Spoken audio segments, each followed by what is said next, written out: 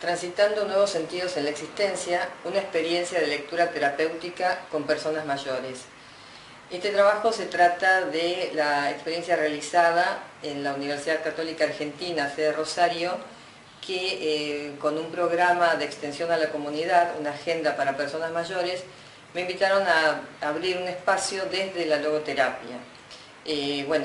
Los espacios de lectura terapéutica son actividades que venimos desarrollando en el Centro de Análisis Existencial Víctor Frank de la ciudad de Rosario, y llevé esta propuesta a este ámbito.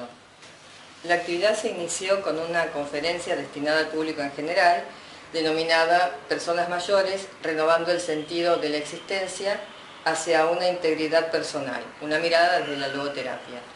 Allí concurrió una cantidad de personas interesadas en la propuesta y presenté de algún modo qué es la logoterapia, cuál es la búsqueda de sentido en la vida. Tomé una frase de Víctor Frank que dice que el hombre como un ser que en último término y propiamente está buscando sentido.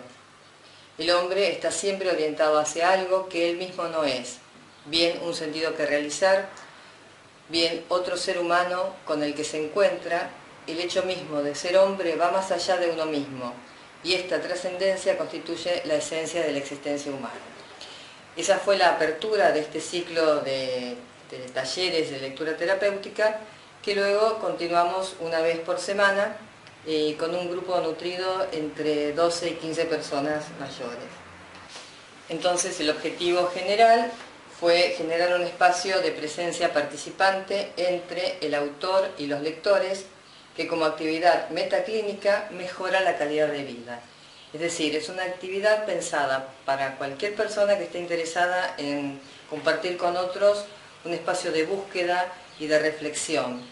Como disparador tenemos la lectura de un cuento que se realiza en voz alta, lo compartimos entre todos, cada uno tiene la versión de un cuento de algún escritor reconocido, o puede ser también de algunas personas que realizan escritos y son publicados o son inéditos aunque no sean muy reconocidos.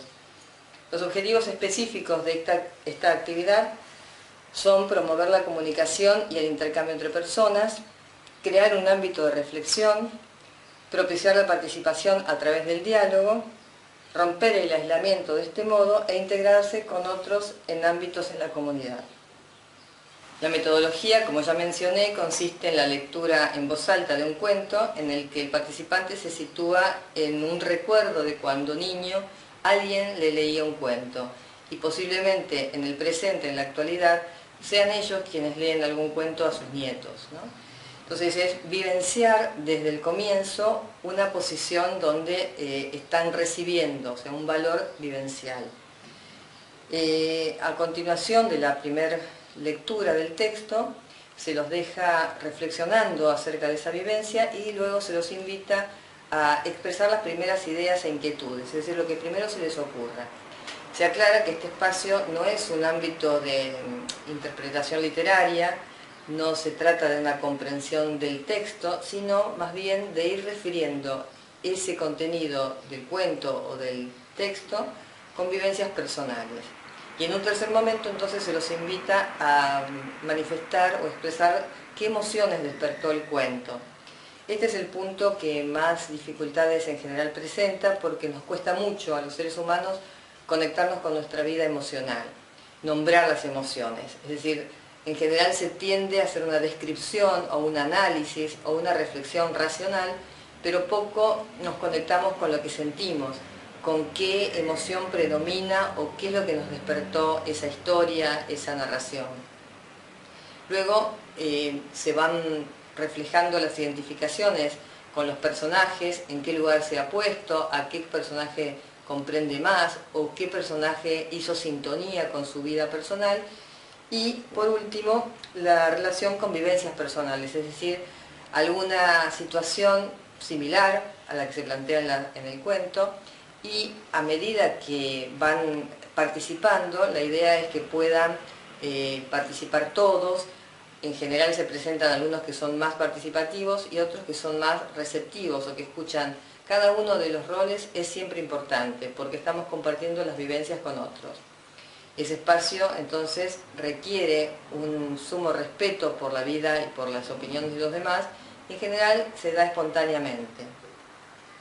Bueno, uno de los cuentos que analizamos, aquí yo puse en la presentación los 4 cuentos de este ciclo, pero me voy a referir a un cuento de Anton Chejov, Una broma sin importancia. En el cuento narra la historia de una muchacha y un joven que se encuentran en una pradera y se tiran deslizándose en la nieve. Ella tiene mucho temor de lanzarse y él la convence para que pueda hacerlo y divertirse. Cuando ella se anima, pese al temor que tenía, él la va protegiendo y en el medio del descenso él le dice te amo, ¿no? Entonces ella no sabe si él se lo dice realmente o si lo escuchó o fue una confusión. Entonces quiere volver a probar el descenso para saber si esto ocurrió realmente. Vuelven a descender y cuando están allí vuelve a hacer esa broma.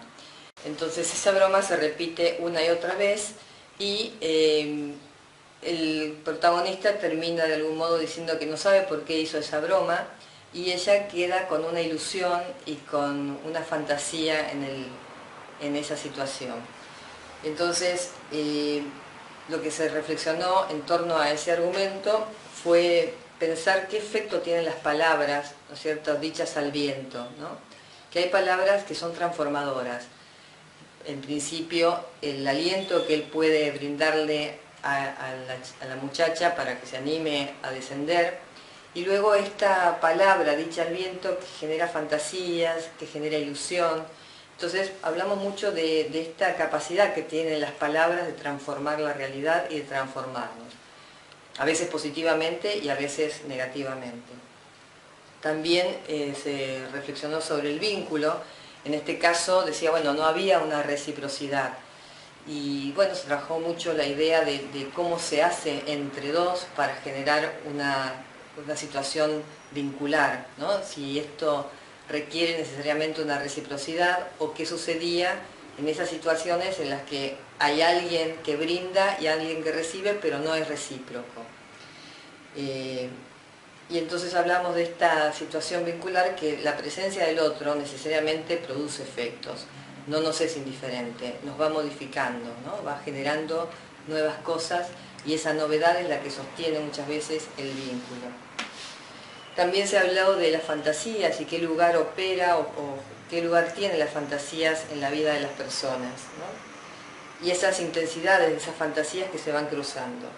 Entonces, muchos de los participantes decían que a veces es necesario en la vida cotidiana generarse fantasías, ilusiones, y pensábamos que esas fantasías, digamos, funcionan como fisuras en la cotidianidad, en la monotonía, y nos permiten un escape y un bienestar en el ritmo cotidiano.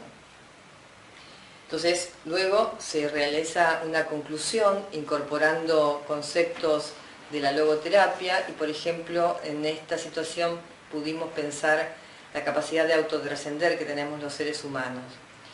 Como conclusión, pudimos observar que se logró un clima de trabajo ameno y participativo, mucha reflexión. Se estableció un diálogo respetuoso, enriqueciendo las visiones singulares de cada uno de los participantes. Se observó cierta dificultad para expresar los afectos, como dije anteriormente. Lograron compartir vivencias personales, incluso algunas vivencias bastante íntimas, ¿no? Que esto indica que se generó un clima de confianza. Se integraron nuevos sentidos a situaciones de la vida cotidiana y esto surge a partir del compartir, ¿no es cierto? Y bueno, todos los participantes manifestaron haber vivido una experiencia enriquecedora, encontrando un espacio para, digamos, compartir inquietudes junto a otros. Entonces, esto da cuenta de la visión que tiene Viktor Frankl, inclusive acerca de lo que él denominó biblioterapia, y era el uso de la lectura y del libro como terapéutica, que obviamente no reemplaza la relación vincular entre terapeuta y paciente, pero habilita nuevas situaciones de encuentro con el sentido. También creo que esto lo que tenemos que valorar es que, como dije al principio, no es una actividad clínica, sino que es una actividad metaclínica que promueve bienestar. Es decir, se alcanza a personas que no necesariamente acuden a un consultorio psicológico, pero que sí pueden estar necesitando un espacio de encuentro con el otro y de diálogo personal. Muchas gracias.